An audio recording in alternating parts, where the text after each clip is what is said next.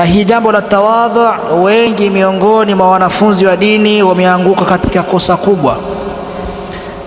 Kila mwanafunzi anapenda ajipatie manzila ambayo bado hajafikia, na hata kama iko kwenye hiyo manzila anapenda ajioneshe, yani riya.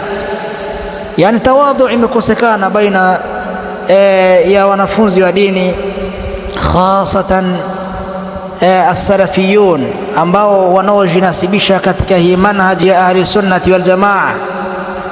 Na hii inaielekeza kwa ndugu zangu wa Kongo, wakongomani wenzangu, na ndugu zangu wa Tanzania vile vile, na wa Kenya, na hizo nchi zote ambako wanaongea lugha ya Kiswahili, ambao watakuwa wenye kunisikiliza vizuri, wasalaf ambao wanajinasibisha kwenye manhaji ya ahli sunnati wal jamaa, manhaji ambayo ndani yake hamuna tahazzub, hamuna upindaji, wala hivi makundi, wala kuegemea na kusoma kwa watu waliopinda, bali hii manhaji ni naqi, laysa laha ghubar.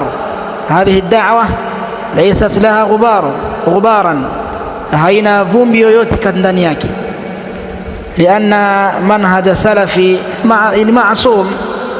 Manhaj salafi hii ni maasum, haina shida yoyote, bali wale ambao ni wanaojinasibisha kwenye manhaj, hao ndio ambao ghairu maasumin. Na kutokana na jambo kama na hili, tutaangalia baadhi ya adilla na baadhi ya aqwali ya ulama na salafuna salih, namna ngizi walikuwa wakitueleza kuna kwa jambo la tawadhu, kama vile amezungumza Allah subhanahu wa ta'ala, wa ibadur rahmani alladhina yamshuna ala al-ardi hauna wa idha khatabahumul jahiluna qalu salama. Na ibadur rahman, waja waki Allah azza wa jalla,